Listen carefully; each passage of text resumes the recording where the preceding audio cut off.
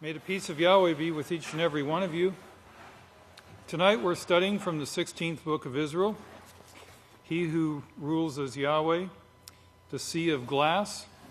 So everything, all the subjects in this lesson tonight relate to that.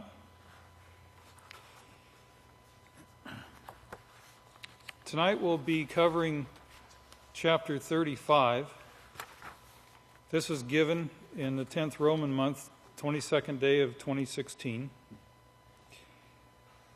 And it's entitled, If Yahweh rejected his first sons because of sin, transgression of the law, will he not spare any sinners? So Yahweh's not going to show preferential treatment to those who transgress his laws and live in sin. Now, Pastor implores us in this message to give attention to his message. And I was noticing on the drive in, the sign as you're approaching the South Office, it says, you do not come here to be served. You come here to serve. Just paraphrasing that. Well, how does that work? You know, in order to serve, there's a server and a servee. So how can you be served? How can you serve and there not somebody be served? So how do you do that? When someone serves you, for example, when Pastor comes to us and he brings us a message of life, what should our attitude be? Well, how's the best way, and this is common sense, how's the best way you can serve your teacher when he comes to teach you?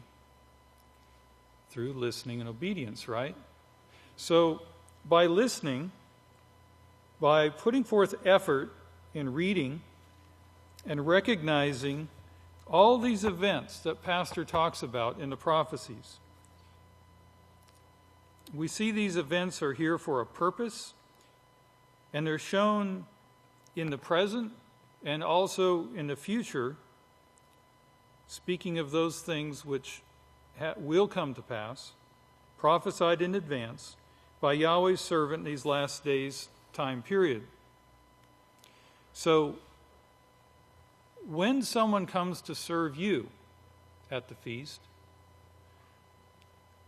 you can serve them back by being humble, cooperative, by applying everything you've learned up to this point, by paying attention and listening in classes and looking where you can improve. And this is how we are servants to one another, by the love that we have for one another. Pastor wrote an article in this time entitled, Israel Hawkins Says, the Prophesied Message, quote, Listen to me, all nations, end quote, are not mere buzzwords. Now, that word buzzwords, I remembered that because I was here, sitting right over there, when this sermon was first given. And I know I was here because I remember that word, because everything said in our presence goes into our subconscious mind. And so don't be overly concerned if you hear things at a particular time that you don't right then understand. It's going into your mind. What would your life be like today if your mind had never been filled with God worship, never been filled with the promotions of evil and through the media and movies and all that? If the only thing given in your presence was righteousness, what difference would there be? What would be feeding back to you now in your mind? Certainly not confusion. And so this is why we study. This is why we listen to the message of the one sent, so that we understand that everything that we see and experience around us is allowed for a purpose, that Yahweh is in complete control, and He is guiding His work. And when we have that faith and confidence, then it gives us peace of mind. And that peace of mind is what's healed many of you here, because Yahweh brought you to a protected place where you could learn the ways of peace without threat, without, evil being done to you. But in the world, they haven't learned this. It's not being offered to them, overall. There's only a few that are receiving this message at this time. The ones that remain are like these in Israel at this time and even unto this day, tensions on the Temple Mount and, tensions in that region. There's a news article that was written in this time, Russia nearly ready to drop nukes from space. And we see that even though this was, given in 2016, well over a year ago, we see that this has not relented whatsoever, and in fact, it's progressed. This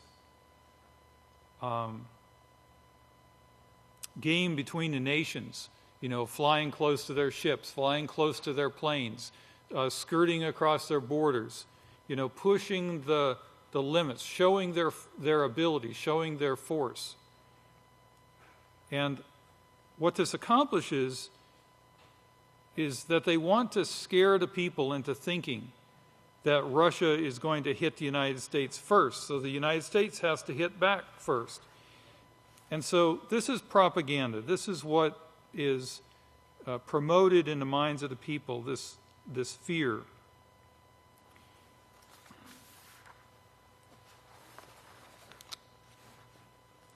Israel says, I'm saying they won't have time to build it because this is going to put fear in the people, and the people are going to get behind the Vatican.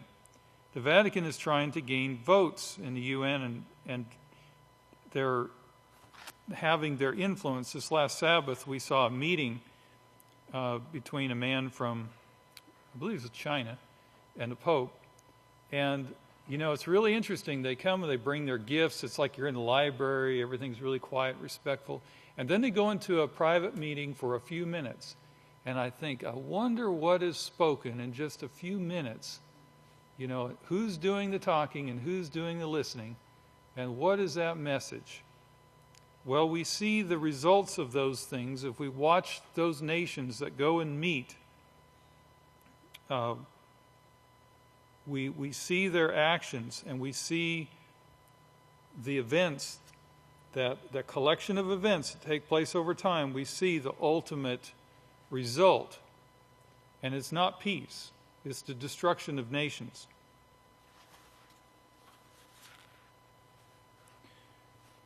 So the point at this point in the lesson is that many will pledge allegiance to the Vatican in return for protection from what is coming.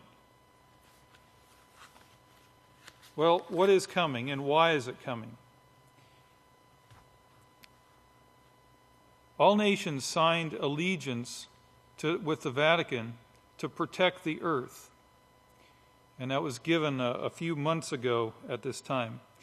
And there's quite a bit of detail on that subject, but just to get you in the right track, this was reported on in USA Today on 4/28/2015, and the headline read, Vatican, UN, join forces against climate change.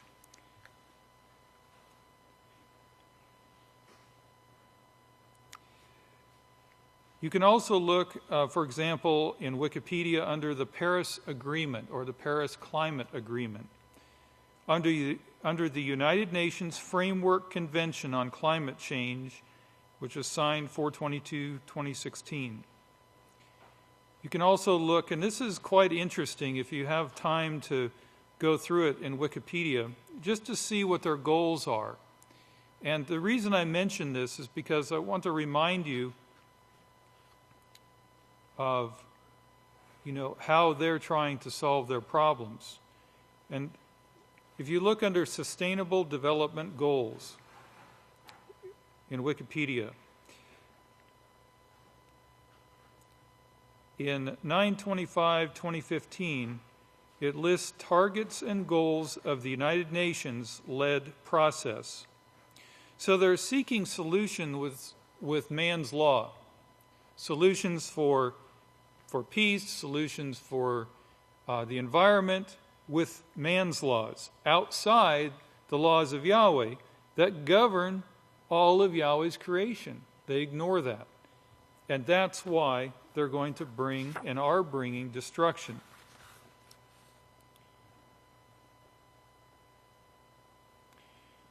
So they're bringing this information out about Russia and their armaments, and this has occurred before when President Kennedy made a move for the United States in space. They put out that Russia was going to beat us to it, and Russia really wasn't quite that advanced at that time. They were having some difficulties, but the propaganda put forth was that they're going to beat us to it, we got to get there first, so on and so forth.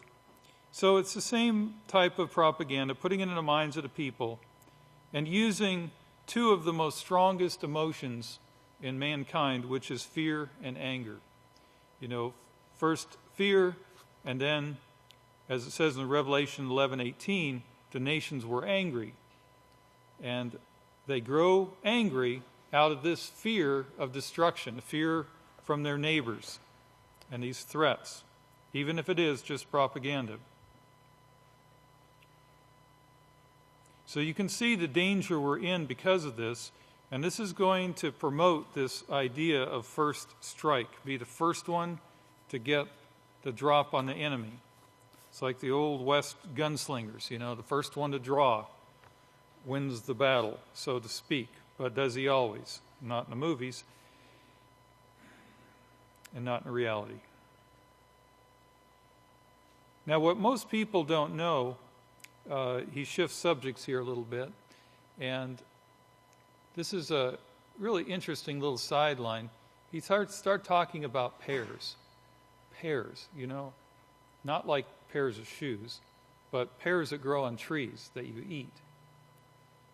Now, as we see throughout the prophecies, we're going to see this term a little bit later called, got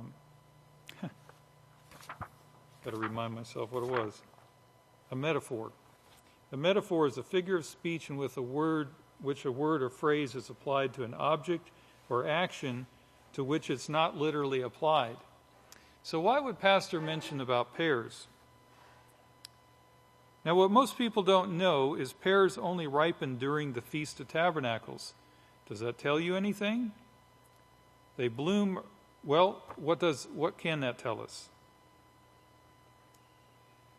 They bloom early in the spring, and they go down way deep in the ground, and they gather all summer, slowly but surely putting that food in this fruit. And he holds that up for everyone to see. Nice, well-shaped, pear-shaped, green fruit. What's so special about that? And why would he bring it up? Well, just on a physical note, pears, which aren't as highly regarded in the West as summer fruits like your peaches and oranges and apples, but they store up benefits from a broad area below the surface of the earth. So you imagine those roots going way down deep, and out of all that area, they can seek out a complex array of nutrients in time for your cleanses in the fall. Feast of Tabernacles. Here's some of the benefits. And think about this in terms of that time of year when you're cleansing and preparing for the Feast of Tabernacles and the Day of Atonement and all of that. It boosts the immune system. It's helpful in treating the largest organ of your body, which is your skin. eczema and dermatitis. Sometimes things come out when you're cleansing. This helps heal quicker, speeds wound healing, improves digestion and intestinal health, helps prevent cancer and cardiovascular disease, improves blood circulation and red blood cell count. That's just a few for sake of time. And Yahweh's brought them here in abundance, so much so that Yahweh's house offers them to the people at that time of the year for free. What else is offered at the house of Yahweh for free? To the poor and to the wealthy alike, the laws of Yahweh. So here we see a benefit given to the house of Yahweh, and it's expressed to us, even in something as innocent as preparing for the feast and getting ready with our cleanses. So at the same time, back to this subject of these wars, the same time that these bombs are being produced and all the nations, are looking for greater and stronger armaments, even the U.S. churches are urging their congregations to be prepared. They're being told, prepare for Islamic terror attacks.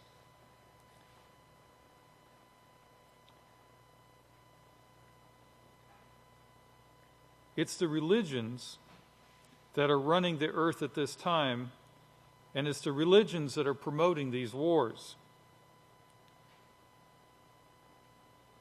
And we can see that these wars are waged against these nations who have not given their allegiance or their power to the Vatican. And we saw this with the 10 kings. There were 14 to begin with. Remember, China, Russia, and a couple others refused to come and join with them, so that was reduced to the 10 who gave their allegiance to the Vatican. And so we saw that 10 kings in Daniel 7:24.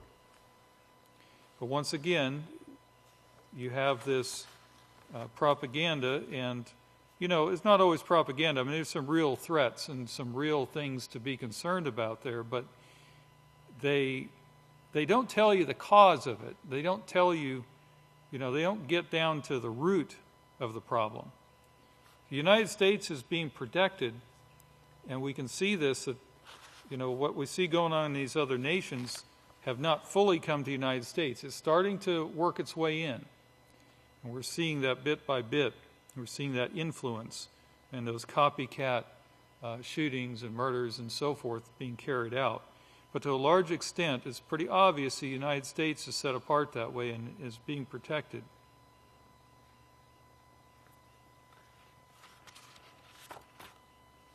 Now, one thing to note, as Pastor says, we're not holding up for the Muslims where they transgress the laws of Yahweh. But they, not unlike the Yada'im, that some today would call Jews, but the Yada'im and some others, have some righteousness in certain laws that they uphold. And the Vatican wants none of Yahweh's righteousness, and the heads of Jacob, who produced this hatred for Yahweh's laws, they're producing this hatred as a result of ignoring Yahweh's righteousness. And this is how their actions are going to be causing this destruction. So they're trying to set up to destroy all of mankind and the heavens that have anything to do with this plan of Yahweh. This plan is the reason He created the earth, and that's what Satan and her sons want to destroy. So what we're seeing at this time is this war in religions, and we can see what occurs with them without Yahweh's protection. We can see how significant that is.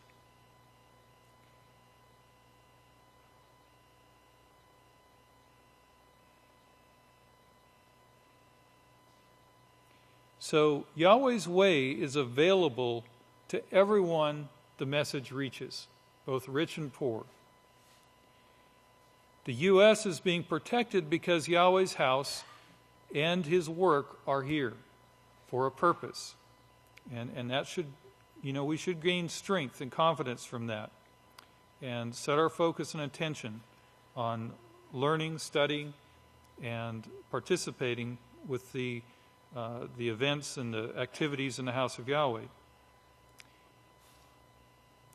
As Islamic terror threats against churches escalate, so should churches' plans. So you see in the headlines, they're preparing for the churches to fight or to hate the Muslim people, to be willing for them to create this nuclear war to wipe out 4/5 of the Earth's population. Another headline, in addition to physical security, Chadwick suggests churches need to think about who will be legally liable if the need to shoot arises.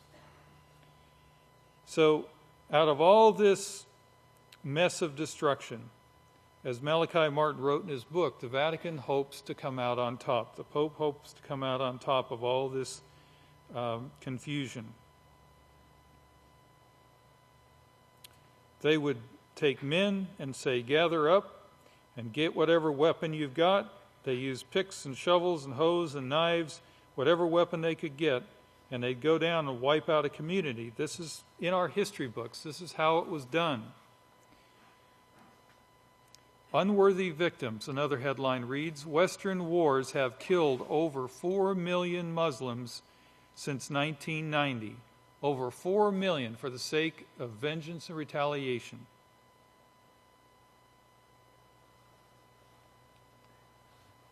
So that's the global war on terror, killing 4 million.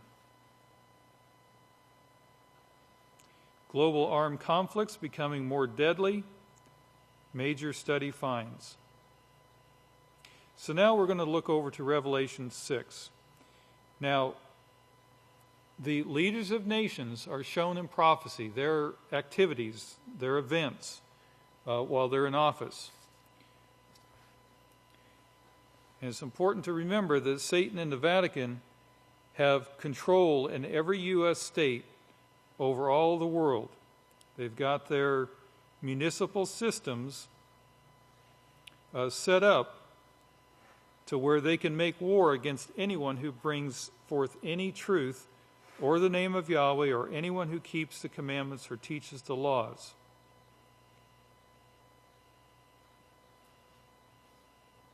So in Revelation 6:1, we see that the Lamb opens the seals.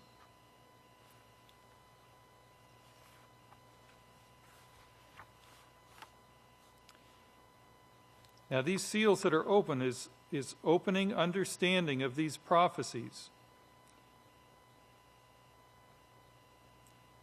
And these explanations are all given under inspiration so we can understand in this time period what is written by Yahweh's prophets and put it all together so we can see Yahweh's plan, Yahweh's great plan to stop sin in the universe and stop the hell that has caused the world, the earth, to flood before mankind was put upon it. So we've seen destruction before under the first sons of Yahweh.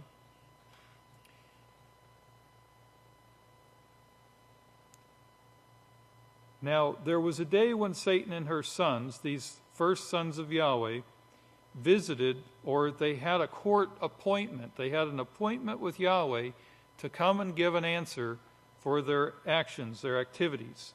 And we can see, because we have judges, we have witnesses, we have testimony, we can see by these things that there is a heavenly court system, is organized like a heavenly court, or a court in heaven. And it runs according to rules, just like we see, in the courts today. There's investigations. There's, giving time to prove things out. Sentences handed out. Satan given her time to bring forth her evidence, bring forth her proofs. So there was Satan running down mankind as our accuser, along with her sons who had messed things up. his original sons, who had reign on the earth, allowed to go fully their own way, to create all the damage that they did. The wars that are going on even in the heavens at this time are promoted by the sons of Yahweh. This is their abode at this time. The original sons of Yahweh, they're still in office and they're still fighting wars. They won't go any further than what they've gone right now because they're chained. That is, they're limited, just as Satan is limited at this time. Like with Job, she could only go so far, and she was limited in her ability to she couldn't interfere with the plan of Yahweh, but she could cooperate with it. She could prove the point. So with all this knowledge and ability and power that she has or had, about all she's capable of doing at this time is turning it towards war and destruction, which of course is really her interest, is to destroy the plan of Yahweh. And somehow she thinks she can, but see, that's part of her limitations. She doesn't realize anything else. Her head is filled with knowledge, but the wisdom of Yahweh you won't accept, which will bring you peace, joy, and love instead of wars. But see, this is where mankind is unique. We have the ability to choose. We can set our mind in advance and choose a course of action and carry it out. We can repent. We can overcome. We can change. This is unique to mankind. But it has to be our own choice, of our own choosing. Here in Revelation 6:1, we see the Lamb opening the seal that hasn't been understood until this last day's seventh light, work, promotion, and mountain of Yahweh, where it's been promoted at this time. It started with the two witnesses, starting in 1934, the last being born. The same year that the nuclear bomb was set in motion to be invented and to be developed. That's the same year the knowledge, the increase that Daniel 12:4 prophesied to start. So with this increase in knowledge also came forth the bombs, the weapons of delivery, the airplanes, everything, the knowledge necessary to bring this prophecy to pass in this last generation that we're in right now. And Yahshua said it's not going to pass away. This generation will not pass away until you see the sun darkened.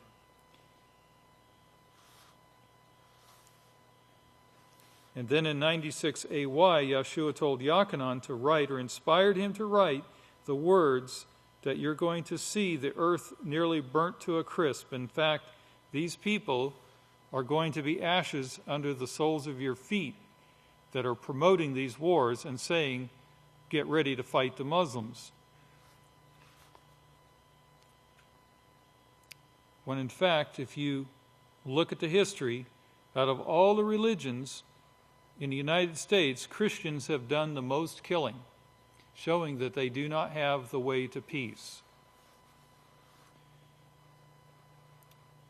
They have not been taught at this time. They will be. And when they're taught, they have the ability to repent and to turn. But Yahweh's allowing them to go their own way at this time. Revelation 6:1, and I saw, when the Lamb opened one of the seals, and I heard, as it were, one of the four. Looking back to Revelation 4:6, what we're speaking of here are these four, the Coptic Catholics, started in Egypt with Ham, the father of Cush, as we see back in Genesis 10. Cush fathered Nimrod. The Nimrod school of learning became a terror against all who had not joined them. Come join us so we won't be separated throughout the earth. Come join us. Its first city, Babylon, was confusion. That was Cush, who came from Egypt, where the Coptic Catholics instituted God worship. God worship is a way of force. Revelation 4:6 says, "And before the throne there was a sea of glass." And at this time, Pastor is making this clear to us, like this sea of glass, making it crystal clear. And in the midst of the throne and surrounding the throne were 4 living creatures. Now these 4 are the Coptic Catholics. And remember, there's nations that are associated with these. The Christians, the Yada'im, and the Muslims. Those are what you see running the world today, those 4. And they've got the nations to back them up.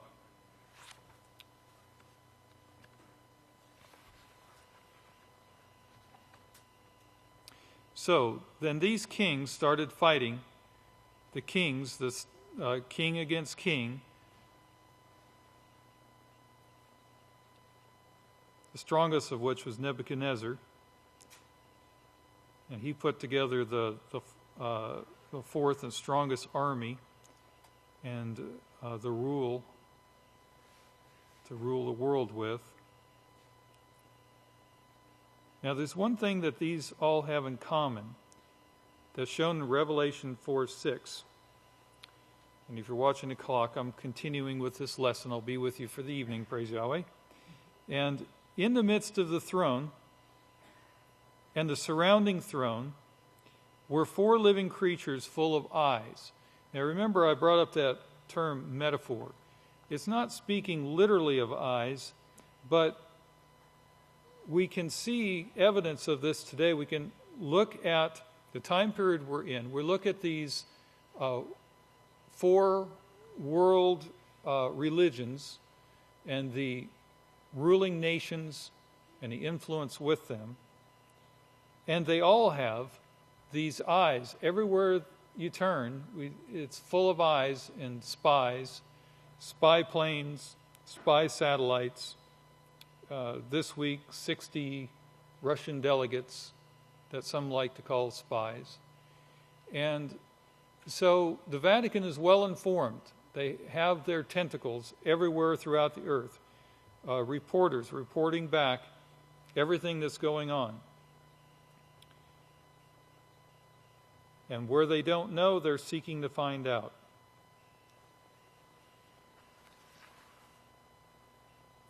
Now, continuing with this imagery, in verse 7, and the first creature was like a lion. And a better way to think of this is likened unto a lion. Not literally a lion, but having the characteristics of a lion. All 4 have these same characteristics. You know, it's easy to think of them as separate, but they all share these same characteristics. Eyes and a likeness of likened to a lion. So we see that they all share these same qualities. Each of these 4 creatures in this time period, speaking of the last days, having these qualities. I'll show you things which will come to pass in a short time. And this is what Yochanan wrote about when Yeshua said, write these things down. This one word means qualities. Another one is characteristics. Each of these 4, all 4 of them have these same characteristics. And where else in history would you find that? All coinciding as it does right in this time period. All of them have the same characteristics and the same attitudes, the same attitude that Cain had, the same attitude that Yahweh said would persist even into these last days, the end time period.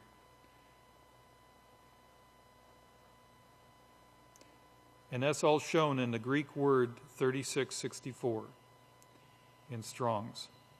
Now remember, they were all full of eyes. And the first, verse 7, of their natures, or of their characteristics, was likened unto a lion. So these qualities, possessions, and characteristics are like going face to face with a lion. If you could imagine what that would be like. Now, if we look back to Genesis 49, we can see the characteristics that were shared by the tribes.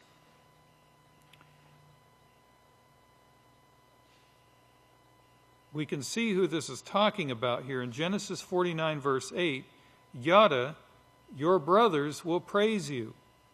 We know this character is speaking of here is not the person Yada, but the nations he will become. The tribes and nations and multitudes of the people and the languages he will become. Yada, your brothers will praise you. And this is still going on. Yada holds the ruling staff. And this is the reason they're praising him. This ruling staff is a religion, and it sits in the last days on the 7 hills of Rome. Yahweh sent them from Egypt to learn what it would be like in God worship and what God worship would bring them. He told them what it was going to be like when they finally refused to obey him and wanted a king like all the other nations. So he sent them down to Egypt, and they stayed there 450 years. So you can see when these events occurred, like, Yada is used as an example. But here we see activities taking place long after Yada was put in the grave, the physical person. But we see these characteristics carrying on. So keep this in mind with the plan of Yahweh. Just because it speaks of a particular individual at a particular time, don't think that that's the end of the story. It's a well-laid plan. It's very interesting how this unfolds. And then after 450 years, he brought them out from these Egyptians, the Coptic Catholic religions. And that's what he brought them out of, is out of this God worship. Yada, your brothers will praise you. This is what would take place in the last days. Yeshua spoke of the last days that would have a nuclear bomb that would darken the sun. And I believe that should be S-U-N there. It's a typo, not S-O-N. So in the last days, your brothers will praise you. His brothers are scattered throughout the earth right now, and they're ruling the cities, they're ruling the nations. It's only when they have a king, like in Russia or China, that resists to take over the Vatican and fights against it, that you see trouble breaking out. You can have your religions, but you can't stop giving authority or money to the Vatican, is the way that works. These are the rules they've got. And when the kings stop doing those things, they find a way to get rid of them. And once again, if you look back in your history books, when they show pictures of these victories, of these wars that they've fought, at the end they have the victor stand there and they get their picture taken with their groups of generals and soldiers. And if you go back to the encyclopedias and you look at these pictures, their victory poses are always flanked by Catholic priests.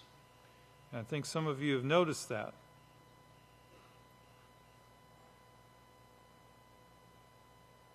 They disappear like Saddam Hussein. You remember the things that have taken place there in that fourth part of the earth already. It's because they refused the Catholic Church. And according to Malachi Martin, this was how it is going to take place, and the Vatican is hoping to come out on top over Russia and everyone else. In the last days, then, your brothers will praise you. Your hand will be upon the neck of your enemies. Your father's sons will bow down to you. You are a lion's cub. And what did Revelation say? All these nations are likened unto a lion.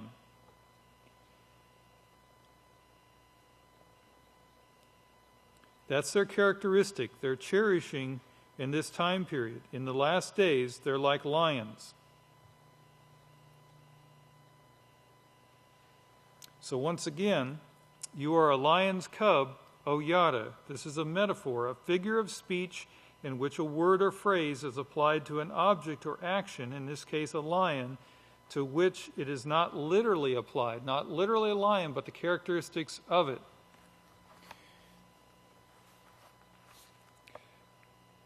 O Yada, you return from the prey, my son. Like a lion, he crouches and lies down. Like the lion's breed, who dares to arouse him? I want to bring your attention back to Psalm 17. Psalm 17, verse 7.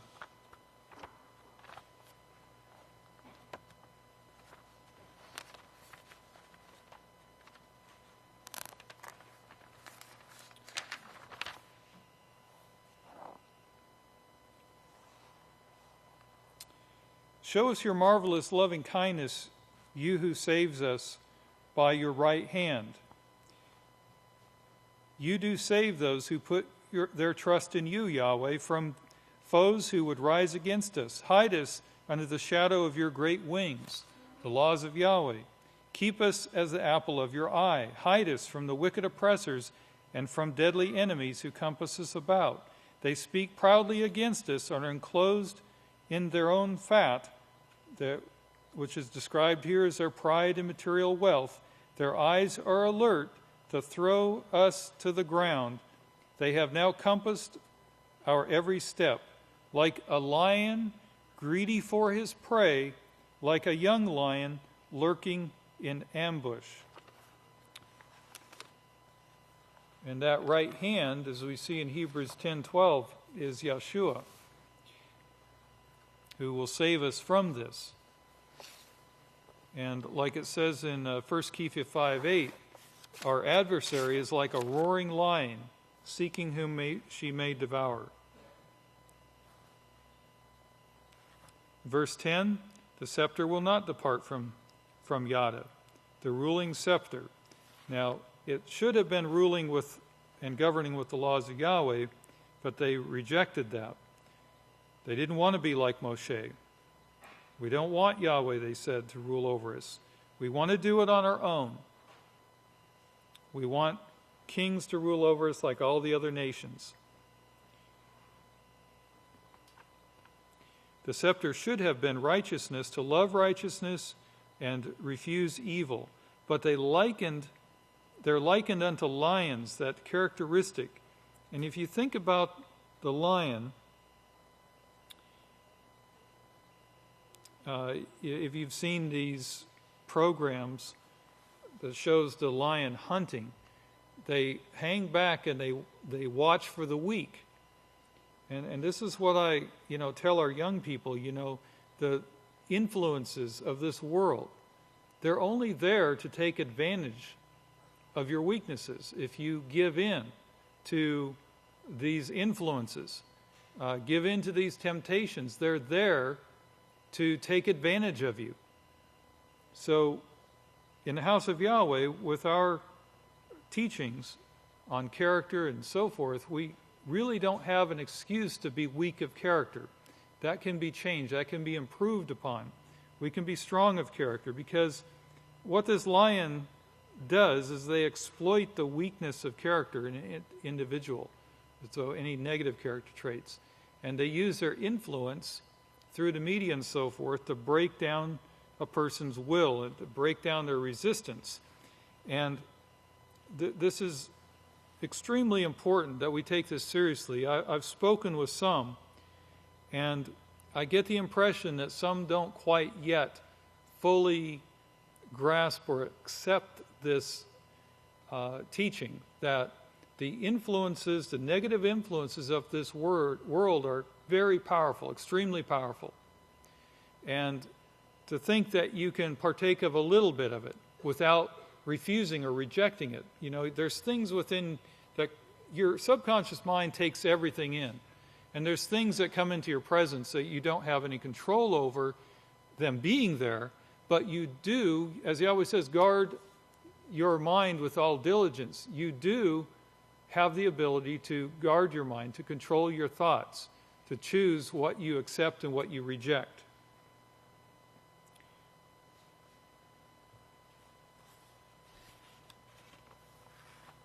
Now this scepter, the one that they hold at this time, for better or worse, this ruling staff that they have, this ability to rule the nations, is going to remain with them. The scepter will not depart from Yada, nor the ruling staff, the lawgiver. He's giving laws for the world from between his feet until, so the prophecy shows there's a stopping point here, until he to whom tribute belongs comes to Abel, and the obedience of the nations is his.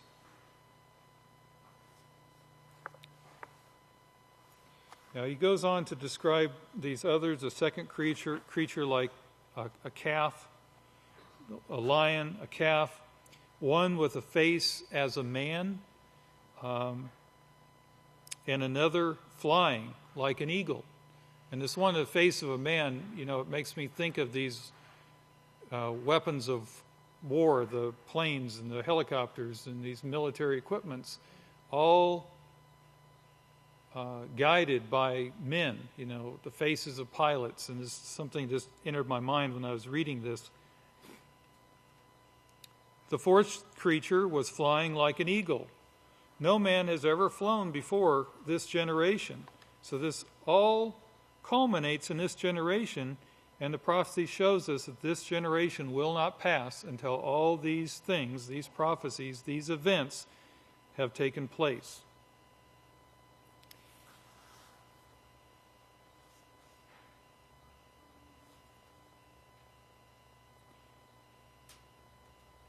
Now, look to Matthew 24, speaking of Yahshua's coming. In verse 29, immediately but after the great tribulation.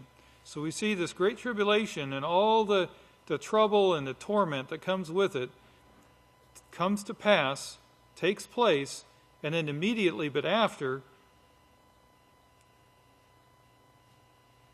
will the sun be darkened. So that takes place in the last part. So the United States is going to remain viable. It's going to remain militarily strong. It'll have its troubles, but it'll remain guarded to a degree for the sake of the house of Yahweh, so this message can be preached to all people throughout all nations.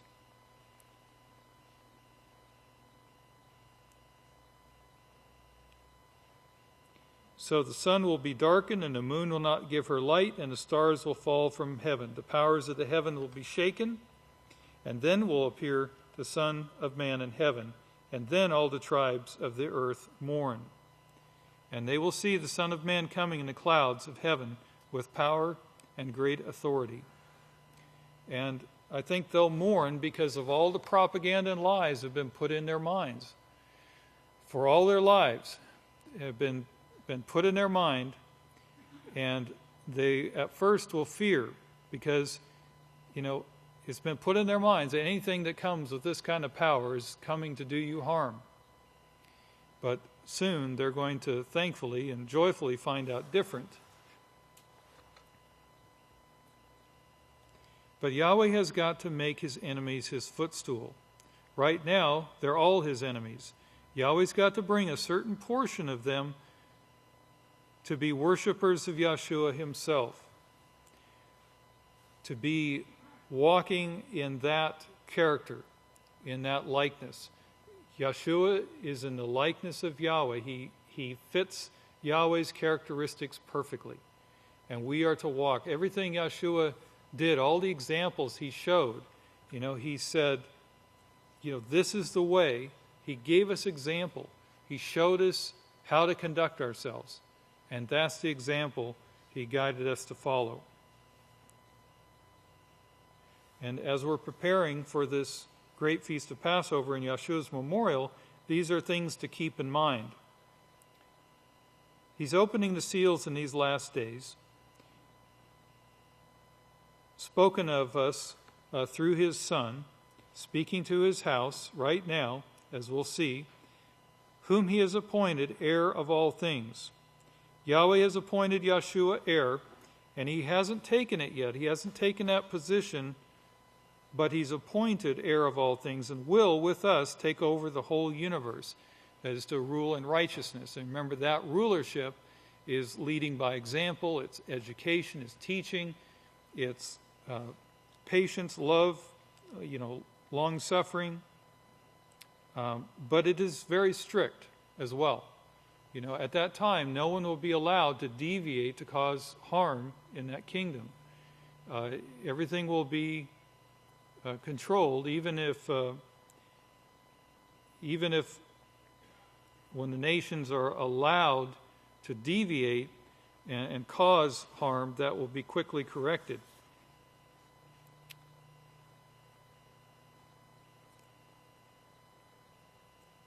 And as I explained, as it says in verse 3, Yeshua being the reflection and the perfection of Yahweh.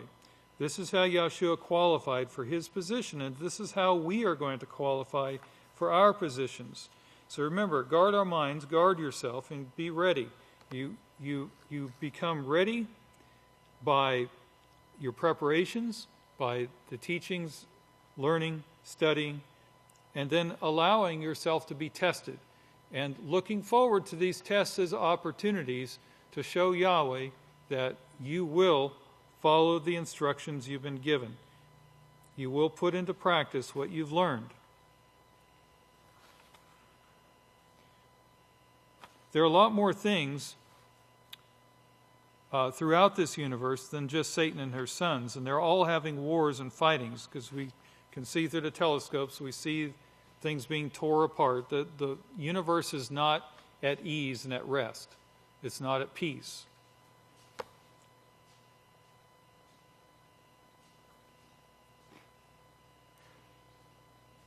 Now, Eob knew that he had lived a perfect life. Now, Eob was an example of someone who had followed these instructions, had followed Yahweh's laws, had followed the teachings, and obeyed Yahweh. And he just couldn't understand why all his hopes and dreams were taken away from him. He thought that his righteousness was rewarded. But what he didn't recognize was that Yahweh was allowing him to be tested. Yahweh showed Yeshub what he was doing at last, that he was actually using Yeshub to turn what is called the Leviathan, this beastly system, around with mankind. And he's going to use mankind for this. Yeshua had to be born of a man to fit into this job that he had. The heavenly beings, none of them qualified. They couldn't do it. They couldn't qualify for that position. But Yeshua, through perfect righteousness and having that love, complete love for righteousness, fulfilled the requirements. So this choice, righteousness, life by righteousness and death by destruction, is set before us. And we're guided and instructed to love Yahweh our Father by walking in all his ways.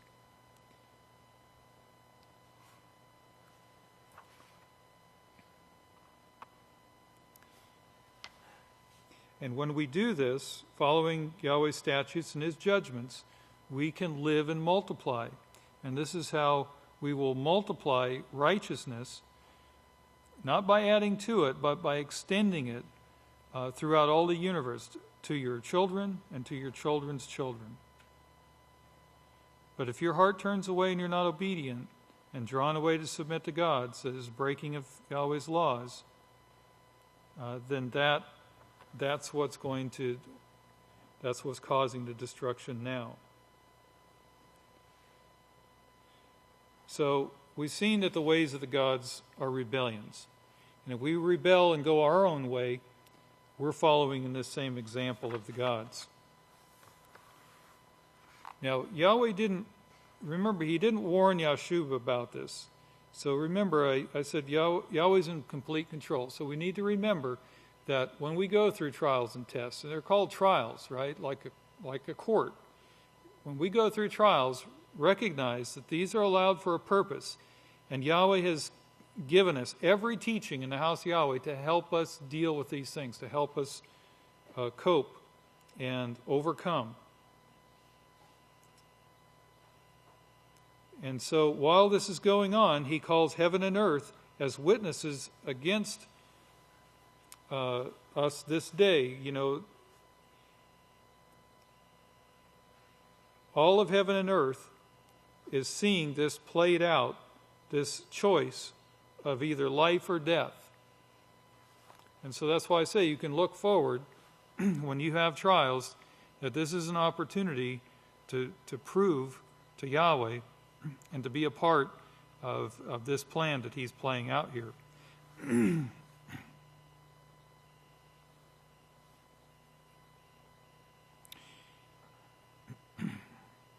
Now, part of this plan was to prove that Eob was trustworthy.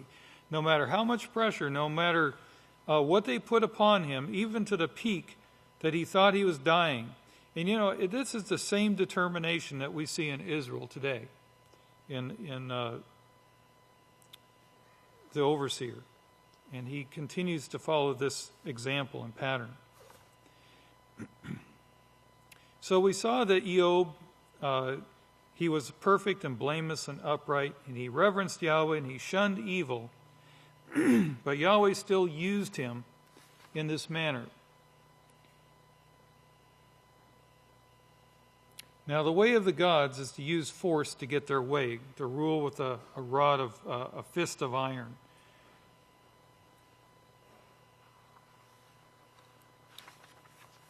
And of course, they came before that court in heaven and they showed what they had, and they're found lacking. They cannot bring peace. Satan's sons were then cast into an abyss, which is a restricted state of being. And now we have an opportunity to prove ourselves. While Satan's diminishing in destruction, we can be increasing in righteousness.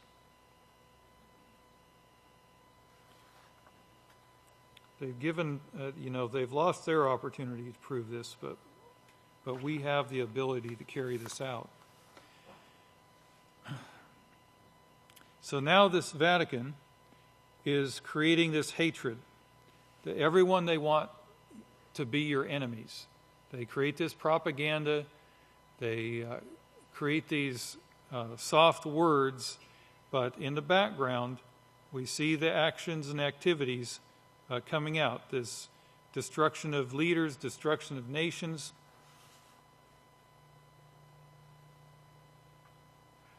But despite all of this propaganda, despite all of this hatred, we are going to be able to play a part in bringing forth a righteousness which will never be taken away again. And as we prepare to enter into this great feast of Passover and the Feast of Unleavened Bread, I want you to remember that Yahweh has created this protected place for you, this protected space where you can be taught and trained. But almost everyone left, praise Yahweh, when Pastor was growing up in 1934, when he was born, Yahweh set it in order so that almost everyone left Oklahoma. And they created a place, a unique situation where Pastor could be trained in righteousness, even in the simplest surroundings, the most basic living. And now, through this one sent, we are here in this protected place prepared for us to be taught this feast, taught and trained. May Yahweh bless your feast. May Yahweh bless your understanding. And may Yahweh greatly increase you and bless the Sabbath day.